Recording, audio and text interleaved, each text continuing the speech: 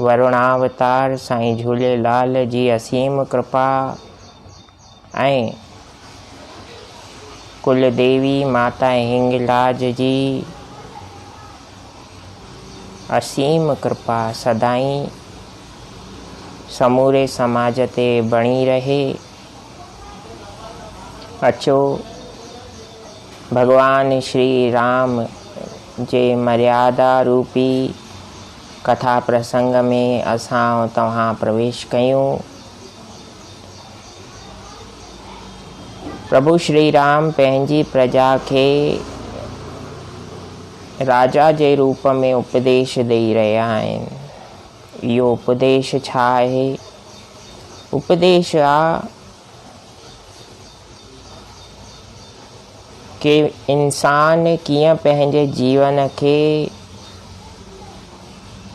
बहितर मां बहितर बणाए, आर्थिक रूप सां, सामाजिक रूप सां, व्यावहारिक रूप सां ऐं विशेष रूप अगरि ॾिठो वञे त जंहिं लक्ष्य लाइ, जंहिं कम लाइ इंसान संसार में आयो आहे त उन जी सदगति कीअं थिए, इंसान खे परम पिता परमात्मा जी अनुभूति जीअरे कीअं थिए। इहो को असंभव कमु न आहे।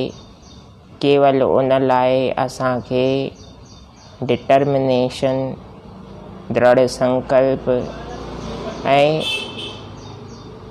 गहरी इच्छा शक्ति जी आवश्यकता हूंदी आहे, जेका समूरे समाज में परम पिता परमात्मा पहिरियों ई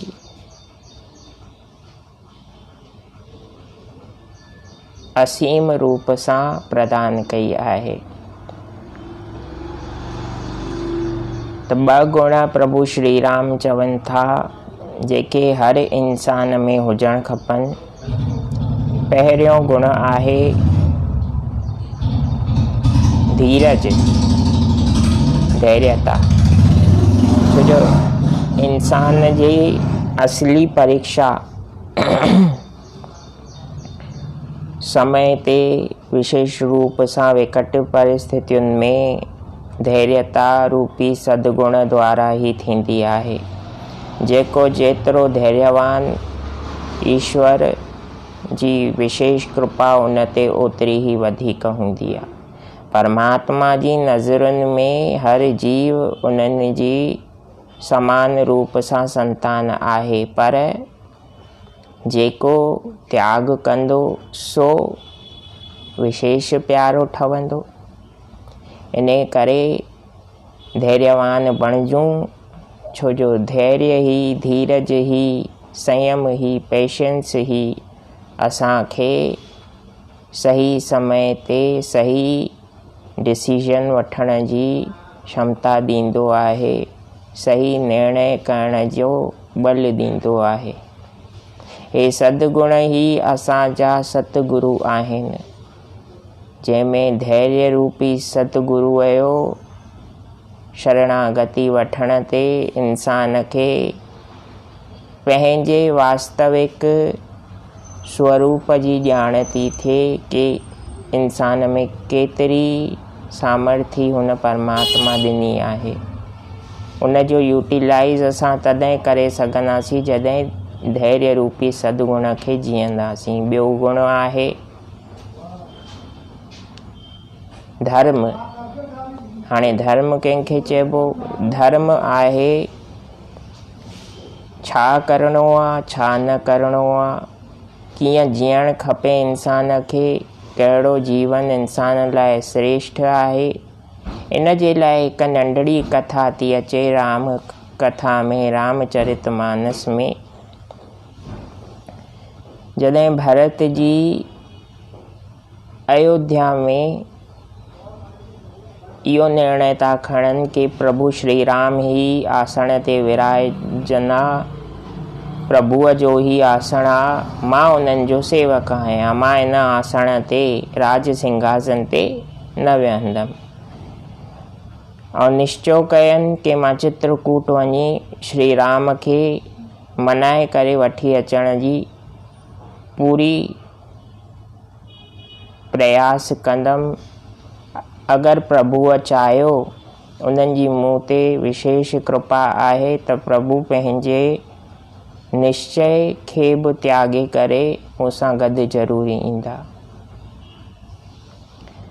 त भरत जीअ इहो निश्चय कयो कि मां श्री राम खे वठी अचां। पहिरियों पड़ाव तो अचे श्रृंगवेरपुर, गंगा नदीअ जे किनारे। हे नंढड़ो गांव हुओ हुन टाइम, ऐं श्रृंगवेरपुर जे राजा जो नालो हुओ निषाद राज। निषाद राज जी प्रभु श्री राम सां ॾाढी गहरी मित्रता हुई। श्री राम खे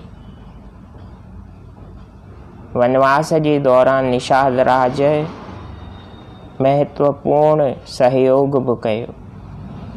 भगवान जो पहिरियों वनवास जो ठहराव बि निषाद जे गांव में ही थियो। त इन करे निषाद राज ॾिठो कि भरत पूरी सेना सां गॾु, पूरे राज परिवार सां गॾु केॾांहुं वेठो वञे। प्रभु श्री राम ऐं लक्ष्मण खे पंहिंजे रस्ते मां हटाइण लाइ त कान वेठो वञे। अगरि अहिड़ी ॻाल्हि आहे त भरत जी मां परीक्षा वठंदमि। कीअं परीक्षा वरितई?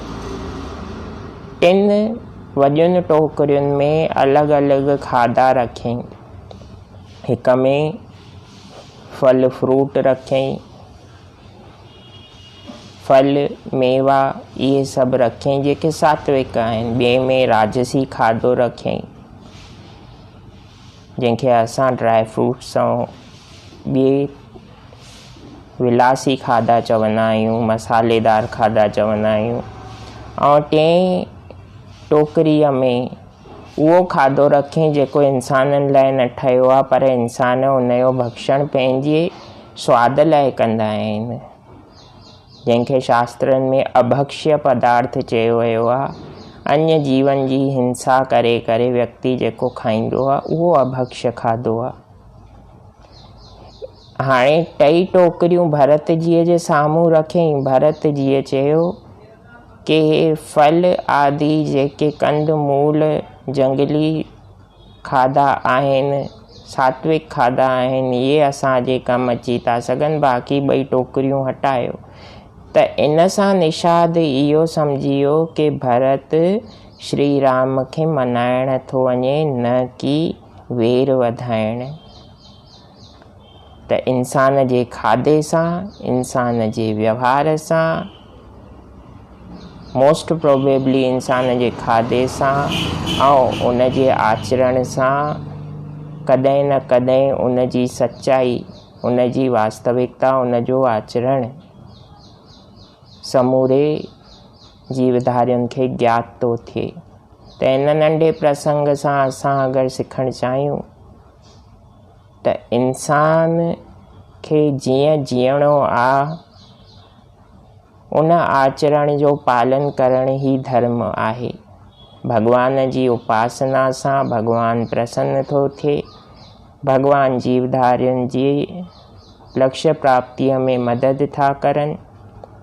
इन खे म्यूचुअल अंडरस्टैंडिंग चइबी आहे, म्यूचुअल सपोर्ट चइबो आहे। देवताउनि जी पूॼा बि असां इन करे कंदा आहियूं। मूंखे पूरो विश्वास आहे हे नंढड़ो सो कथा प्रसंग तव्हां जे लाइ सदुपयोगी थींदो।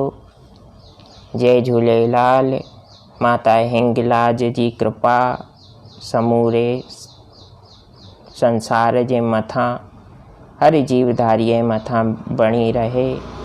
उन्हनि जी आसीसा सां महामारी खां जीवधारीअ जी रक्षा थींदी। प्रणाम। जय सिया राम।